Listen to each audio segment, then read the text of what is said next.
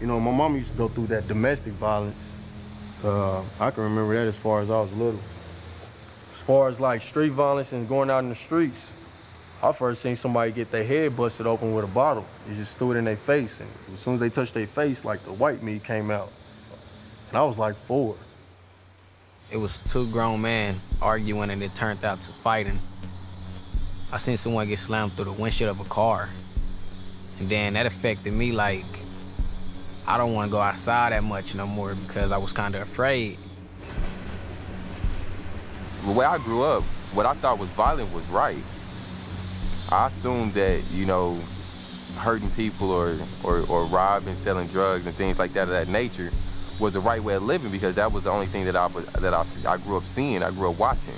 I only seen people get shot, I seen people get jumped, beat up, I seen people get thrown down flights of stairs, I seen people get hit by cars on purpose. I mean, when you out here, I mean, it ain't no telling what you gonna see. This area of Kansas City is known as the murder capital of the American Midwest. I've been coming down here all my life. This is my grandma and grandpa block, you know what I mean? And it be pretty hectic at times. Last summer we was here, you know what I mean? While we sitting on the porch, they did a drive-by, you know what I mean? Killed one of our neighbors right in front of us, so. How old are kids when they start getting guns? I got my first one at like 9. I was 8. Yeah. I found mine in the backyard after somebody got through running from the police. I got my first pistol from my uncle. He had a lot of them, and he was going through something with an altercation with a guy or something like that, and he had me and my brothers and cousins kind of just like watch his back. He just gave us all one. It was like, yo, you sit here, and if something goes sideways, you just bust. It was simply as that. I mean, you aim and shoot, and never close your eyes. Aim, shoot, don't close your eyes. It's as easy as buying a pair of tennis shoes as buying a pistol. Or you can find a pistol. I mean, if it got enough bodies on it, you can get a pistol for free. I mean, if he got, you know, 6 or 7 murders on his pistol, he don't want it. And if you need it just to get rid of it, use it once and get rid of it. So yo, here. These kids got access to things that we can't even conceive. I mean, the fact that they can get a gun quicker than they can get a state ID or a library card. And what people don't understand, these kids don't wake up and decide to be violent. There are circumstances that demand them to be violent. I've been to a couple of parties and then lost friends, or been hanging out in the neighborhood and gunshots have been rained, and you take off running, and then you notice 2 or 3 people didn't make it to where you at, then that's the destination. So it's like, hey, look who's made it out. But next time, who is it gonna be? You? Having a gun is not gonna save you, because a gun can't stop a bullet. The gun don't do what just give you, it gives you confidence, it gives you strength for you to bust back. A gun can't save your life at all. Yeah, because I got shot at 3 times. The bullet got so close to me one time. When we find cover, I look at my hand, the bottom of my hand is busted. If somebody's shooting at you, you gonna wanna keep your life, so here you are doing the wrong thing, riding around with a gun. You know what I mean? If you get pulled over, you going to jail. But if you ain't got it, you know what I mean, you get caught in the wrong section, then you ain't got nothing to back somebody up off of you. You know what I mean? You just, all you can do is run. Yeah, it's like a lose-lose situation. Kids carry guns. They carry knives or weapons as a means of protection. It's the norm, it's the culture. And so now, how do you fix that? How do you fix it?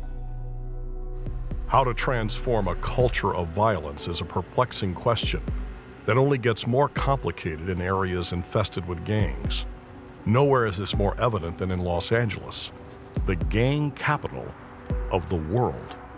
Gangs give you everything or anything you don't have. If you don't have brothers, if you don't have confidence, if you don't have money. Once I joined a gang, everybody shut up because they knew if you disrespected me, you disrespected my neighborhood, and that we were all gonna come after you. We live in very dangerous areas, and many times a lot of the youth that get killed are not even gang members, they're just kids that are innocent. The Martinez family grew up in this area. They didn't get involved with gangs. They didn't think they would see any trouble. My sister walks in and she's like, your brother's in the hospital. I was like, oh my God, what did he do? But when they told me that they had him in surgery, that's when I panicked.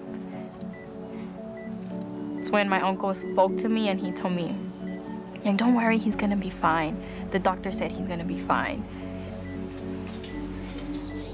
And he's like, well, he got shot 3 times. And I felt like they shot me when he said they shot him 3 times. And then when he told me where he got shot, I was just, it just kills you.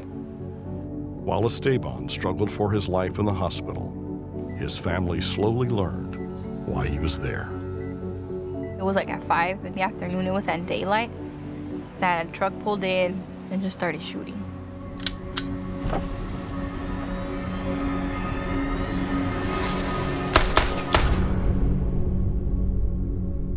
Esteban died in the hospital 2 days later.